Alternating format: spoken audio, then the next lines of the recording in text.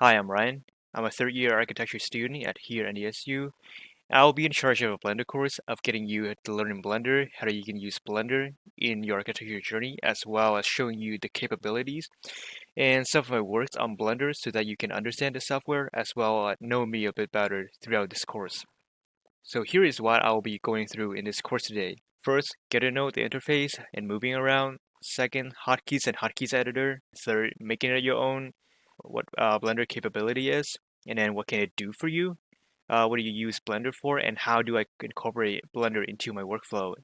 And sixth of all, some of my work example that I've done in Blender to show you what Blender can do. Let's get knowing Blender and what it is. Blender is a free and open source 3D creation suite. It supports entirely the 3D pipeline, including modeling, rigging, animation, simulation, rendering, and compositing, or even motion tracking and video editing. So first of all, what you want to do is you go to blender.org,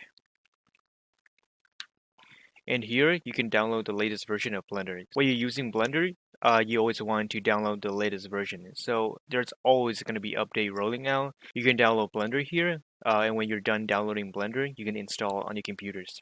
When you're done installing Blender, you can open it up, and here is the basic interface of Blender. You want to go to General, and this is your default scene. Your default scene might be a little bit different from me because I changed it to my way. Okay, so this is your default scene. So to move around, you can use the middle mouse button to orbit around. And to pan, you can hold Shift and your middle mouse button to pan around. To zoom in and out, you can use your scroll wheel.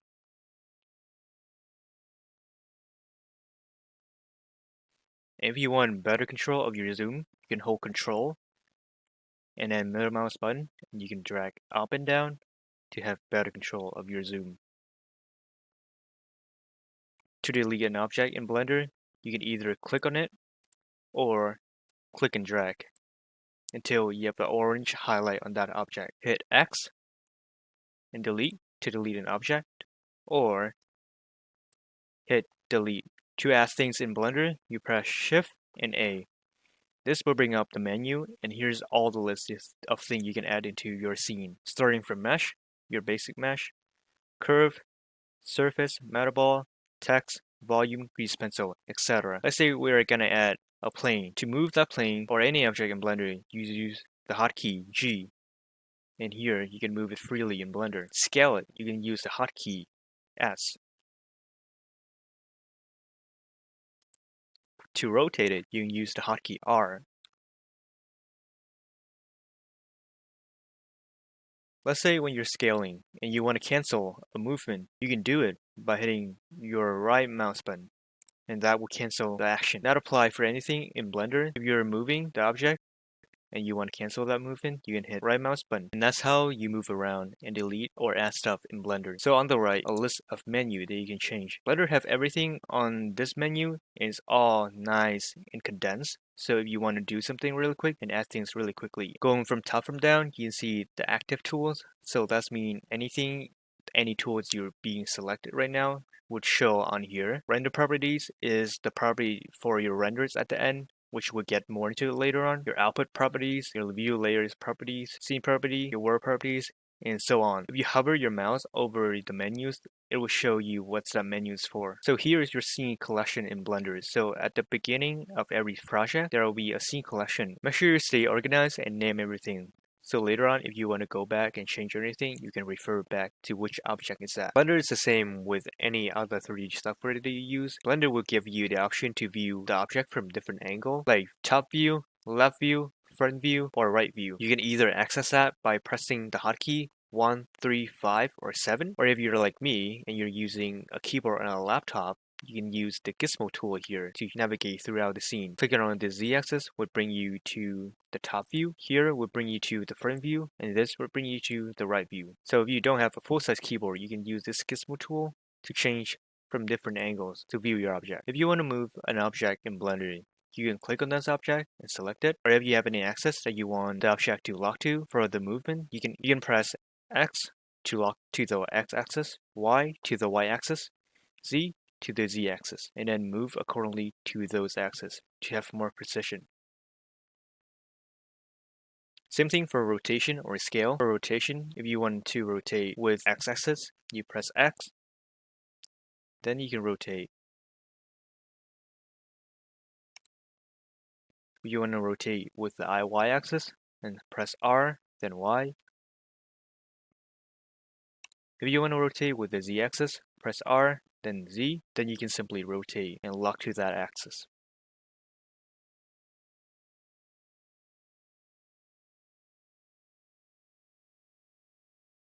If you want to scale the x-axis, you can press S, then X. And you want to scale with the y-axis, you can press S and then Y. And if you want to scale with the z-axis, you can press S, then Z. Say if you want to add a cube, you can press Shift A and hover your mouse on the mesh, and go here, you can choose cubes. Let's say if you want to scale this cube every axis except for the z-axis, you can press S, then Shift Z. That would subtract the z-axis, and then now if you move your mouse, it would scale on every direction except for the z-axis. And that applies to everything. So if you want to scale on every axis except for the x-axis, you can press S, then Shift X. Then you can scale on every axis except for the x-axis. When you want to move an object in Blender, the way I would suggest you to move is either with G and then choose the axis that you want to move and hit it on your keyboard. Or my preferred way is to go on here, turn on the gizmo tool, which you can do it by go to here, gizmo, and you can check out these boxes, and this will give you the gizmo tool on the selected object. So here I can drag the arrow to move the object around and not worry about keyboard shortcut. Rotation and scale can be done on this gizmo tool also.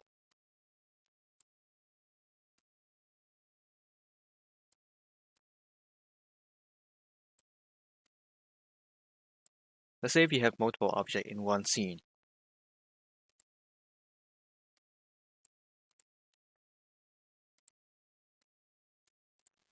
And you want to edit just one of them without messing with the other, you can click on this object and then press Tab on your keyboard to enter edit mode. You can see here there's 3 select mode. The first one is vertex, the second one is edge select, and the third one is face select. If you choose vertex select, everywhere there's a vertex, you can select that vertex and move to your freedom. Same thing apply for the other 2 modes. Edge select would allow you to move an edge. Face select would allow you to move a face. And when you're done editing your object, you can press Tab again to exit edit mode. In here, you can see we're back on object mode. If all of this shortcuts is too confusing and too hard for you to remember, I will also include a PDF guide to all the shortcut in Blender. In here, you can see all the shortcut. Let's get to hotkeys and hotkeys editor. So the default shortcut for moving in Blender is G. What if you don't want to use G for move? You want to use a different keys. The way you can change it is by going to Edit, Preference, and Key Map. Here you'll find all the shortcut and where to change it. If you type in move, you can see the move is bind to key. You can click on it and press a key to bind it to any keys you want. Staying on the Blender preferences, I can show you how to make Blender run a bit faster than it is right now. Go to System. If you have a GTX GPU, then you could choose CUDA. You can select your appropriate GPU. But if you have an RTX graphic card, you can select Optics and choose your appropriate graphics card. Optics allow Blender to render and run a lot faster than CUDA or a CPU. I would suggest you to read through the PDF that I include and change the hotkey and shortcut to your preferences for optimal workflow and efficiency. So what's the limit of Blender? Blender can handle pretty much anything from rendering, modeling, sculpting, animation and rigging, grease pencil for 2D animation, VFX, simulation, video editing. So what can Blender do for you? You can use Blender to model your architecture project and then furnish it, texture, and then render in the same program. And when you can do everything in the same program, it's make the workflow very easy and the efficiency very high. So what do I use Blender for and what's my workflow with Blender? You can see here, this is one of my projects that I just finished for a competition in China. So I use a combination of rhinos and Blender to make this whole project. To me, Blender is very efficiency on making concept and details. You can work pretty precise in Blender, but for me, I don't use Blender to make sure that I have the exact amount of area that I need in my plot. I use Blender to create the details like the mullions on the building, the glass pieces, and to textures everything. So the way I see Blender is not to replace everything, but to supplement it and to make everything better. And if you want to know a little bit better and more in-depth of how I use Blender, you can email me and then we can talk more about that. So here I can show you some of my project and example that I have done in Blender for you to see what the capabilities and the power of Blender is. Product showcase,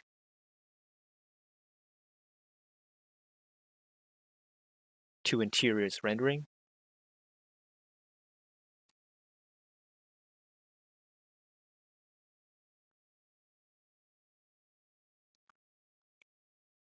to abstract and concept art,